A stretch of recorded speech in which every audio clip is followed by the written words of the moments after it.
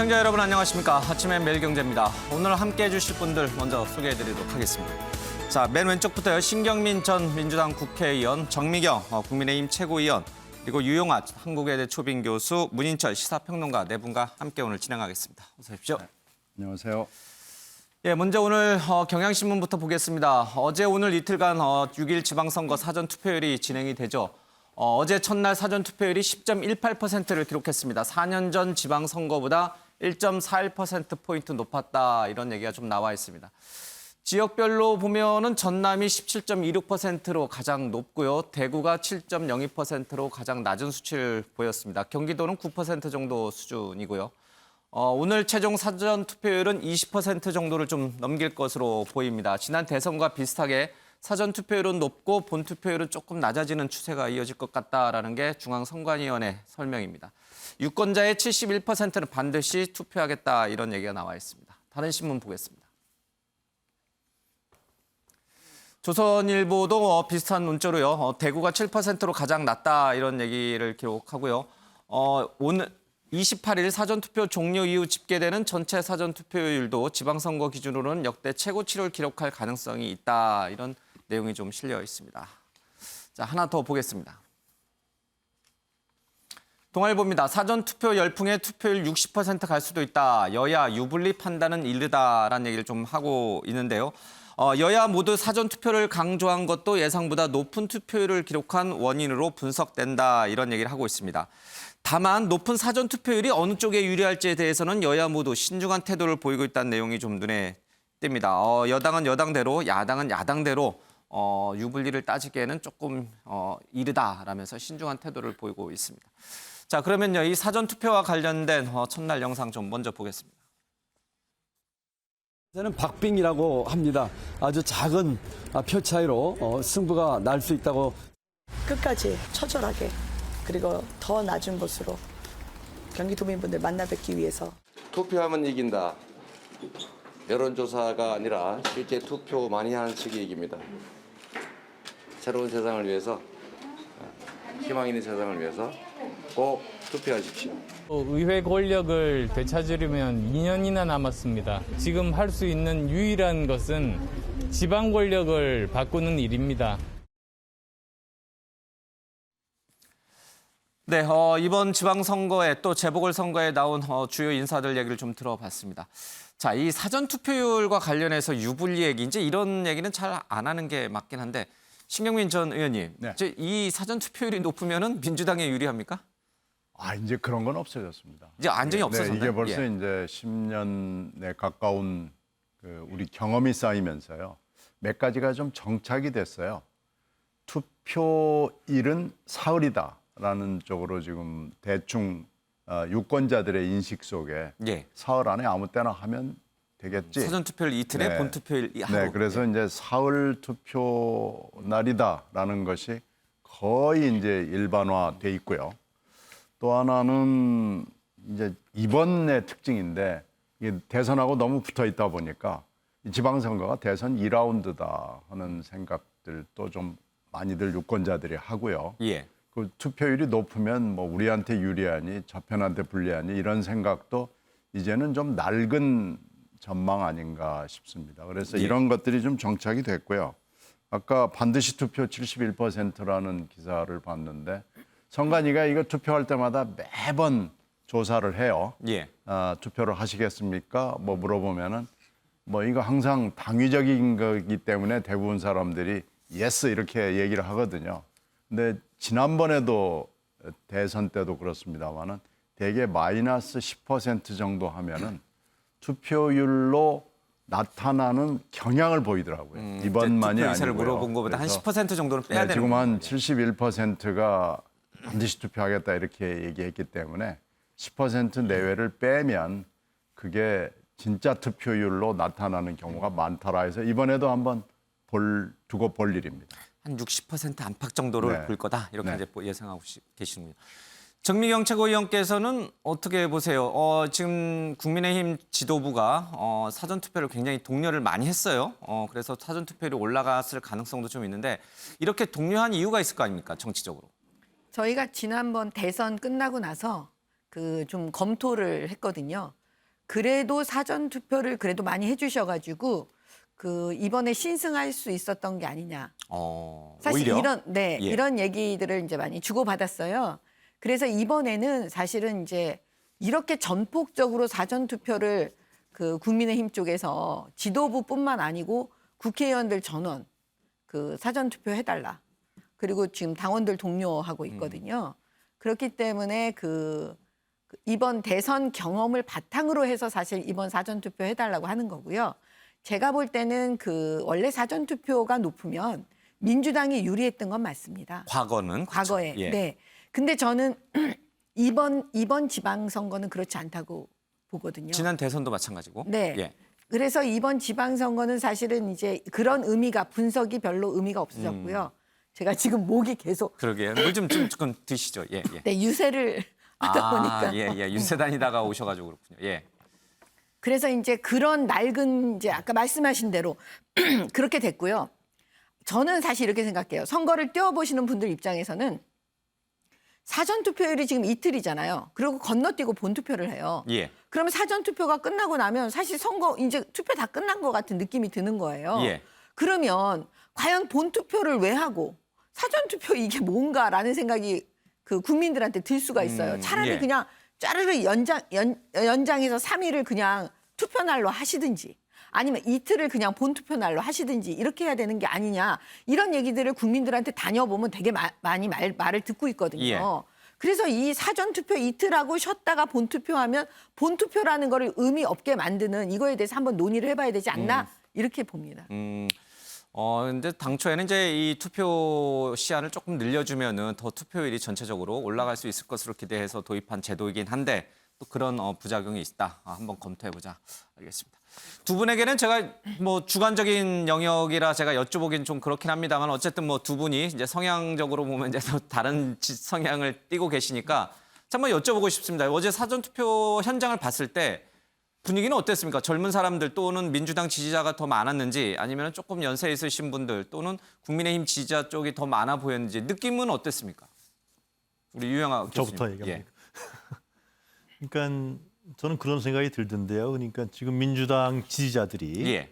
상당히 침체해 있고 특히 중앙당에서 제대로 된 역할을 못하고 있기 때문에 이번에 지방선거의 참여율이 저조할 것이다. 예.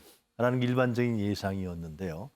이 호남에서 상당히 높은 사전 투표율을 보이고 있지 않습니까? 예. 그리고 전국적으로도 예년에 비해서 지난 지방선거에 비해서 사전 투표율이 높다라는 것은 그런 것은 중앙당의 저러한 어떤 제대로 된 역할을 하지 못함에도 불구하고 예. 지지자들이 뭔가 좀 이번 지방선거에서 나름대로 역할을 하겠다.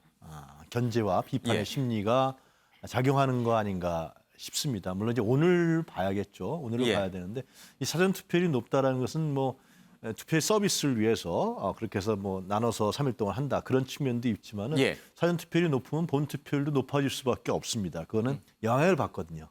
투표 심리에 의해서 예. 나가서 해야겠다. 나 안 하려고 그랬는데 이렇게 높게 하는구나. 전남에서 18.7%라는 거 봤을 때는 호남 사람들도 저거 전남도 사실상 뭐 민주당이 상당히 우세 지역 예. 아니에요. 호남 사람들도 관심을 많이 갖고 있다. 지방선거를 아이고 제대로 안 돼. 해봐야 되겠어. 이런 감정보다도 뭔가 좀 우리가 2달밖에 안 된 윤석열 정부에 대해서 견제도 하고 예. 비판도 하고 이 지방 권력이라는 건 원래 중앙 권력에 대비되는 개념이니까요. 예. 이제 또 의회 권력하고 달라요. 지방 권력에 대해서 좀 견제 심리들이 발동하고 있는 것이 아니냐. 예. 민주당 중앙당이 저렇게 제대로 역할을 못함에도 불구하고 예. 지지자들이 이렇게 모아지고 있다 그런 생각이 듭니다. 앞서 조금 이제 전국 그 사전 투표율 집계 현황 좀 잠깐 다시 한번 좀 보겠습니다. 그러니까 말씀하신 거를 들어보면은 선거에서 패했던 민주당 지지자들이 그냥 패배감에 젖어 있는 게 아니라 뭔가 좀 다시 좀 해보자. 그래서 적극적으로 투표하러 나오고 있고 그래서 이 호남 지역에서 최고 투표율이 나타나고 있다. 이런 이제 해석을 하신 것 같아요. 근데 사실 이번 지방선거가 그렇지 않습니까? 한 명, 그러니까 대통령 선거처럼 한 명을 찍는 선거가 아니라 각 지역마다 뭐 기초의원부터 시작해서 수많은 사람들을 찍는 거라 전남에서 최고 투표율이 나왔다고 해가지고 이 전체 전국 판세에 영향을 주는 건 아니지 않습니까? 그렇죠? 근데 이제 뭐 대구에서 가장 낮다고 해서 국민의힘 후보가 대구에서 불리해지는 건 또 아닐 거고요. 지방선거의 특징이 좀 있어요. 예. 그것은 이제 대통령 선거는 한 명만 뽑은 거니까 양 진영이 완전히 다 결집하고 총직결하는 거잖아요. 국회의원 선거 같은 경우는 정당에 대한 호감도와 비호감도가 예. 많이 작용합니다. 총선은. 근데 지방선거는 여론조사가 상당히 틀리는 이유도 이 인물, 자기 지역의 인물 이 부분에 대한 그 선호도가 나름대로 영향력을 미쳐요. 지역에서 오랫동안 활동해왔던 분들이 후보로 그리고 나왔기 선호도. 때문에. 그 사람이 정말 그러니까 지방선거가 지금 제대로 시작된 지가 한 30년 정도 됐잖아요. 그러니까 이건 이게 뭐 중앙당이라든가 정치 지형, 예. 특히 대선의 영향, 중앙 정치에 대한 변수 이런 부분도 작용하지만 반면에 지방선거는 그 지역의 영향력 이런 부분도 변수로 작용한다는 예. 것이 이제 뭐 기초의원, 구청장, 단체장 이런 게 있다. 그런 부분들도 함께 저는 6월 1일 날 뚜껑이 열리면 예. 봐야 되지 않을까 싶어요. 예.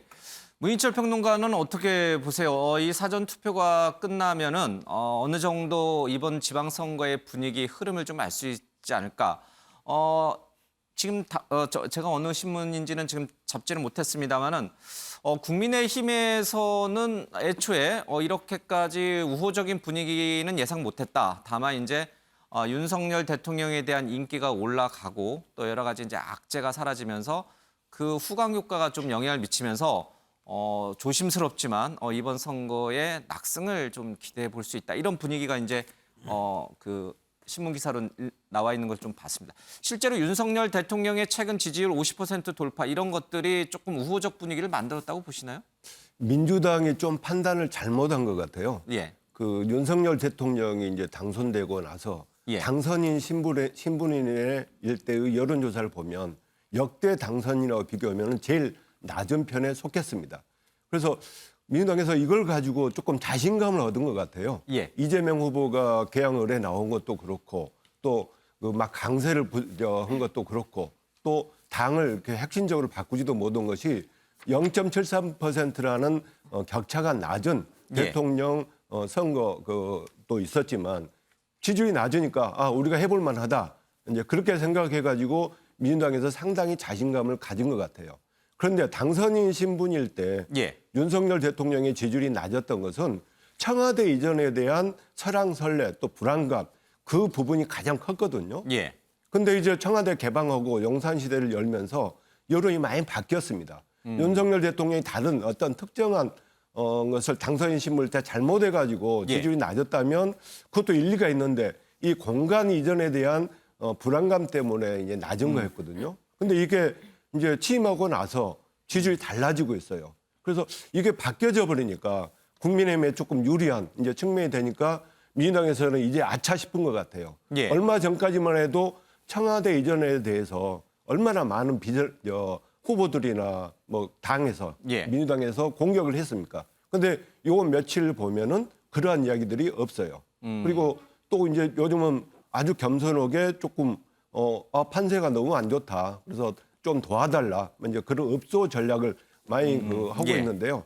이런 것들이 초기에 대선이 끝나고 나서 지나친 자신감 좀 심하게 하면은 진 당이 대통령 선거에서 떨어진 패배한 정당이 오히려 오만스러운 모습이 국민의힘에 좀 유리한 형국으로 가고 있지 않나 그런 생각이 듭니다. 예.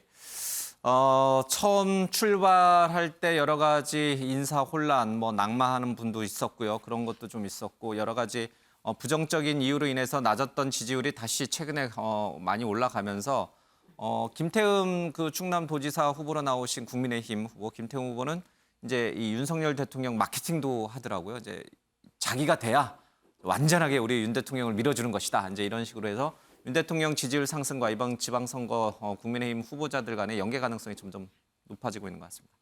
지역별로 한번 판세를 좀 보도록 하겠습니다. 조선일보 기사를 잠깐 보겠습니다. 지상파 3사의 이 판세 분석 여론조사 결과인데요. 좀 핵심 지역 몇 군데만 좀 살펴보도록 하겠습니다. 서울 같은 경우는 송영길 후보가 31.2%, 국민의힘은 53.6%를 기록을 했고요.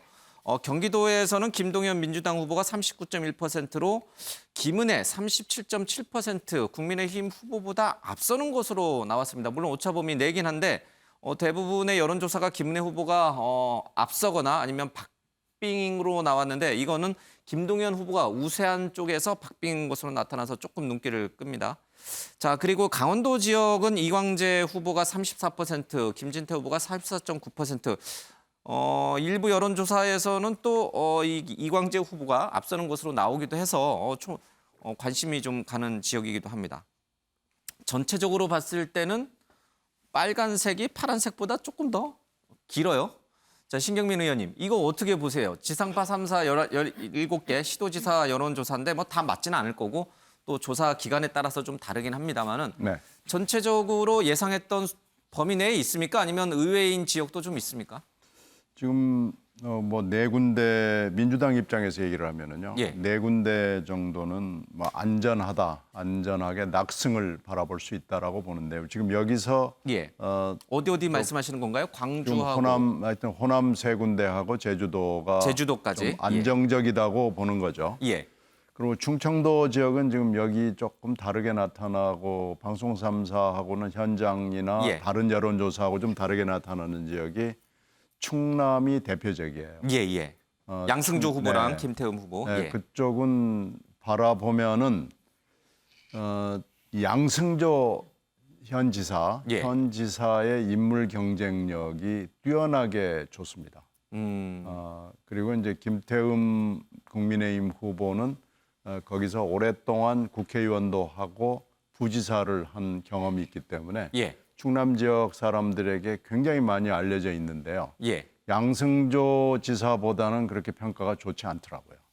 네, 그런 점으로 봐서는 예. 후보 경쟁력에서 양승조 지사의 경쟁력이 훨씬 우수하기 때문에 예.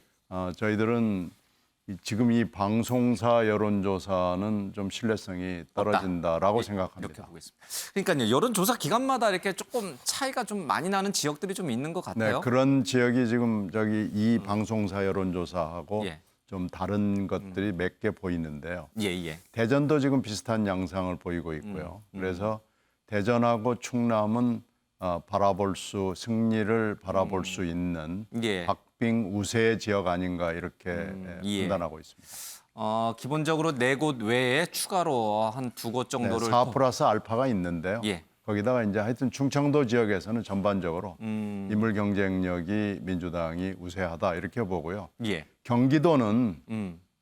지금 뭐 이 조사와는 상관없이 예. 정말로 까서 마지막 표까지 헤아려 봐야 승패를 가름할 수 있다 이렇게 예. 판단합니다. 정미 의원님, 방금 말씀하신 이 경기 지역을 한번 좀 눈여겨봐야 될 것 같습니다. 처음에는 김동연 후보가 좀 앞서다가 바로 김은혜 후보가 완전히 역전해서 추월한 걸로 여론조사들이 많이 나왔고요. 최근에는 다시 접점으로 가고 있는 현상으로 좀 보입니다. 경기도 지역 민심은 어떻게 지금 읽고 계세요? 국민의힘에서는. 잘 모르겠어요.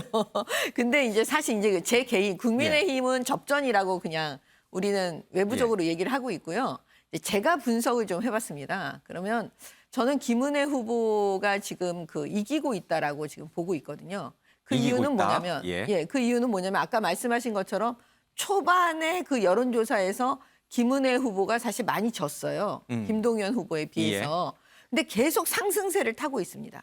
그래서 계속 올라가면서 이제 접전이 된 건 맞거든요. 예. 그러면 앞으로 요 기간에 보면은 무슨 일이 벌어지고 있냐면 경기도 지역의 각 시장, 예. 군수들이 지금 뛰고 계시잖아요. 그 지역별 그 후보들 지지율을 봤을 때 우리가 과거에 굉장히 어려웠던 지역들에서 예. 우리 후보가 이기는 지표가 굉장히 많이 보이고 있어요.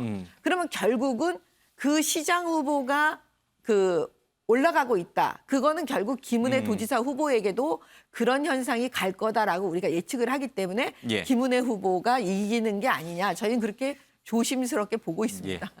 우리 신경민 의원과 또 우리 정미경 최고위원의 생각이 조금 많이 다릅니다. 뭐 당연한 거죠. 예.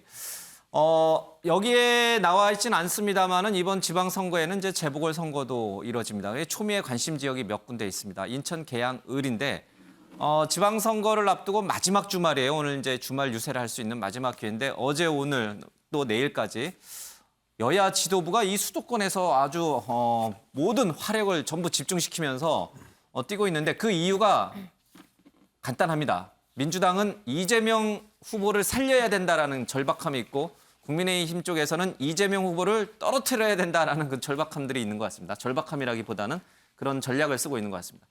유영아 교수님, 지금 사실은 이재명 후보가 인천 계양을에 머물 게 아니라 전국을 돌면서 대선 후보였기 때문에 이제 다른 후보들 지원을 해줘야 되는데 꼼짝없이 인천 계양을에 지금 갇혀 있는 형국입니다. 왜 이렇게 됐을까요? 왜 이렇게 박빙 현상으로 갔을까요? 이재명 후보를 당에서 요청해서 이번 보궐선거에 나오게 했던 주요 요인 중에 하나가 예. 결국은 민주당이 지금 구심점이 없잖아요. 그러면 구심점을 해달라. 예. 그런 의미였는데 지금 앵커께서 지적하신 대로 이재명 후보가 그러면은 전국을 돌아다니면서 뭔가 좀 바람도 일으키고 예. 해야 되는데 묶여버린 거죠. 인천에서. 인천 계양을에 묶여버린 겁니다. 그러니까 오히려 본인만 묶인 게 아니라 야당 지도부도 다 가서 지원 유세를 해야 될 정도가 돼버렸어요. 그러니까 여러 가지 뭐 분석 요인이 있겠지만 민주당이 기본적으로 대선 패배에 대한 그 반성과 성찰, 쇄신, 개혁 이런 부분들을 보이지 않고 있고 그 속에서 이재명 후보가 보궐선거에 나온 측면들 이런 부분들이 유권자들의 마음을 얻는데 이렇게 확실하게 호응을 받고 있지 못한 것 같아요. 반성 없이 너무 일찍 등판했다. 네, 그런 다시. 부분들이 작용하고 있는 건 사실인 것 같아요. 예. 그래서 이재명 후보가 나오자마자 이제 뭐 유튜브다 해서 마켓 인천 지역을 돌아다녔던 부분들도 이재명 후보나 이제 국민의힘 지지자들이라든가 중도층 입장에서 봤을 때는 뭐 제대로 된 반성과 성찰이 좀 있어야 되는 거 아니야. 그래서 요즘에 이재명 후보의 동선이 조용하게 쭉 예. 다니고 전국을 다니는 것도 좀 피하고 이러는 것 같아요. 근데 그런 부분들을 이제 어떻게 돌파할지 예. 관건이 될 것 같은데 근데 여론조사가 이런 측면이 있습니다. 역대 지방선거 여론조사를 봤을 때는 출구조사도 제 기억에는 출구조사도 정확하지 않았던 경우가 있어요. 그건 특히 지금의 여론조사 같은 경우도 특히 대선 2개월밖에 안 됐기 때문에 이재명 후보를 지지했던 사람들, 예. 찍었던 유권자들이 여론조사에 응하지 않는 케이스들. 그러니까 그것이 이제 여론조사 기관에서 이제 가중치라든가 예. 이런 걸 하는데 좀 그 부분이 부정확할 수도 있는 거죠. 정확하지 이그젝트하게 정확하지 않는 측면이 있다라는 측면이 예. 있습니다. 그리고 또 샘플 수도 적고 그래서 이번 지방선거 여론조사에서 응답률이라든가 이러한 가중치에 대한 어떤 정확도가 떨어지는 부분들. 예. 그래서 과연 이번 지방선거 여론조사 그대로 이것이 정확하게 맞을 거냐라는 측면은 좀 다른 부분들이 있다. 예. 여론조사를 볼 때 그래서 좀 다르게 볼 필요도 있다. 흐름을 예. 볼 필요가 있는 거고. 그래서 충남이라든가 이런 강원이라든가 이런 부분들은 밑에 특히 여론조사 기관의 전문가가 저한테 그런 얘기 하더라고요. 예. 인천 지역이나 강원 지역은 응답을 잘 안 한대요. 계속 돌려야 되는 거죠. 그러니까요. 방법이 많은 저 ARS로 하든지 아니면 유선으로 할지 무선으로 할지에 따라서 뭐 차이가 이건 많이 굉장히 나더라고요. 힘들다라는 거예요. 예. 지금 요즘에 하는 여론조사에서 인천이나 강원 같은 경우 이쪽은 응답을 안 하니까 계속 돌려야 되는 힘들다. 거죠. 그런 예. 측면이 있기 때문에 이번 6월 1일 날 아까 말씀드린 대로 민주당 중앙당이 제대로 역할을 하지 못함에도 불구하고 지지자들이 이번 선거에서 다른 역할도 해낼 수 있는 가능성도 보인다. 이렇게 말씀드릴 수 있습니다. 예. 0.7%포인트 차이의 초박빙을 보였던 지난 대선에 나왔던 두 사람. 한 사람은 대통령이 됐고 한 사람은 지금 보궐선거에 나왔는데 당선을 안심할 수 없는 그런 상황으로 가서 극과 극의 형국이 좀 된 것 같습니다. 지방선거 결과에 따라서 상당한 이제 정치권의 격동이 오겠죠. 민주당도 그렇고 국민의힘에서는 또 경우에 따라서는 새로운 차세대 대선 주자들로 부각하는 분들도 좀 나올 것 같고요. 민주당은 또 세대 교체라는 얘기가 훨씬 더 나올 것 같고요. 어떤 후폭풍을 가져올지 모르겠습니다. 우리 문희철 예. 평론가께 좀. 후폭풍이 당연히 상당할 것 같아요. 예. 그리고 지금 이제 지방선거에 나오시는 국회의원 후보든 지방자치단체장 후보든 차기 대선 후보로 이렇게 명망에 오르는 분들이 많이 있잖아요. 예. 그래서 그들의 활동 공간이 생기기 때문에 여러 가지 이제 변화가 많을 것 같은데 가장 중요한 것은 지금 민주당에서는 뭐 지방자치단장의 그 당선 어디에서 많이 되느냐 그것도 크지만 이재명 후보가 계양을에서 당선되느냐 안 되느냐에 따라서 민주당 구도가 많이 달라질 것 같아요. 예. 근데 좀 정무적으로 좀 상상력을 발휘해서 정무적인 말씀을 드려보면 국민의힘에서는 이재명 후보가 당선이 되든 안 되든 크게 큰 변수가 되지 않을 것 같아요. 예. 만약 이재명 후보가 당선이 됐다. 그러면은 이제 뭐 여러 가지 대장동 등 여러 가지 수사가 지금 진행되고 있잖아요. 그러면 민주당으로서는 이재명 이제 국회의원이 됐다면 이재명 의원을 이렇게 막기 위해서 보호하기 위해서 계속 그쪽으로 휩쓸릴 수밖에 없거든요. 예. 그러면 당이 변해야 될, 혁신해야 될 시기를 또 놓쳐버릴 수가 있죠. 그리고 또 만약 이재명 후보가 이번에 떨어진다면 대양원에서 당선이 되지 못한다면 민주당 내에서는 또 극심한 내용이 생길 겁니다. 왜냐? 2년 후에 이제 또 국회의원 선거가 있잖아요. 그래서 본인이 사느냐 죽느냐의 문제가 가장 크기 때문에 당을 어떻게 고쳐야 될까? 예. 또 어떻게 변화시켜야 될까? 막 여러 가지 상황이 올 것 같아요. 그래서 예. 국민의힘 입장에서는 제가 정무적으로 볼 때 이재명 후보의 당선이나 뭐 떨어지는 것이 큰 변수는 되지 않는다. 그런 생각이 들고요.